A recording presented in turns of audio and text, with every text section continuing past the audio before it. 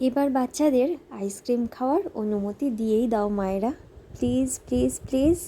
কারণ এই আইসক্রিমটা পুরোপুরি রিয়েল ফ্রুটস দিয়ে তৈরি। এটা বেদানা আর জামের রস দিয়ে তৈরি, তাই এর মধ্যে আয়রন একদম ভরপুর। এটা তৈরি করার জন্য আমি কি নিয়েছি সেটা বলে দিই। একটা গোটা বেদানা আর 200 গ্রাম জাম নিয়ে নিলাম। এবার বেদানার জামগুলোকে ভালো করে ধুয়ে নিয়ে ছাড়িয়ে নিলাম। এইভাবে ছাড়িয়ে নিয়ে তারপরে একটা মিক্সিং জারের মধ্যে বেদানাটাকে ঢেলে নিয়ে সেটাকে একবার ঘুরিয়ে নিয়ে তার রসটা ছেঁকে বের করে নিলাম। এইবারে জামের পালা। জামের পাল্পগুলোকে এইভাবে ছুরি দিয়ে আলাদা করে বীজটাকে ফেলে দিলাম। সব পাল্পগুলোকে কেটে নিয়ে মিক্সিং জারের মধ্যে একবার ঘুরিয়ে নিয়ে একটা স্মুথ পেস্ট বানিয়ে নিলাম। এবারে ওভেনের মধ্যে তাওয়া বসিয়ে লো ফ্লেমে জামটাকে এইভাবে তাওয়ার মধ্যে দিয়ে দিলাম। দিয়ে তার মধ্যে 2 থেকে 3 চামচ চিনি স্বাদ অনুযায়ী দিয়ে লো ফ্লেমে রেখে এইভাবে নাড়িয়ে নাড়িয়ে একটা সুন্দর জাম আর চিনি দিয়ে সিরাপ বানিয়ে নিলাম। এই রকম থকথকে একটা সিরাপ তৈরি হয়ে গেলে এটাকে নামিয়ে একটু ঠান্ডা করে নিতে হবে। একটু ঠান্ডা করে নেওয়ার পর আমরা যে বেদানার রসটা করে রেখেছিলাম সেই বেদানার রসের সাথে এই জামের সিরাপটাকে একটা জায়গাতে ভালো করে মিশিয়ে নিতে হবে। এইভাবে আমি ভালো করে মিশিয়ে নিয়েছি। এরপরে এর মধ্যে দিয়ে দিলাম 1/2 চামচ নুন, 1 চিমটে গোলমরিচের গুঁড়ো।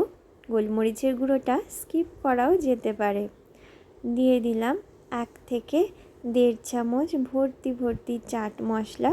চাট মশলার গন্ধটা ভীষণ ভালো লাগে, তাই চাট মশলাটা একটু বেশি পরিমাণে দিয়েছি। আর দিয়ে দেব একটু বিট নুন, 1/2 চামচ মতো বিট নুন দিয়ে দিচ্ছি। তাহলে কি কি দিলাম? গোলমরিচের গুঁড়ো, চাট মশলা, বিট নুন আর এমনি লবণ। সব কটাকে ভালোভাবে মিশিয়ে নেব। এই যা, একটা জিনিস তো দিতেই ভুলে গিয়েছি, ভাজা জিরের গুঁড়ো করা। ভাজা জিরের গুঁড়োটা দিয়ে আবার ভালো করে মিশিয়ে নিলাম।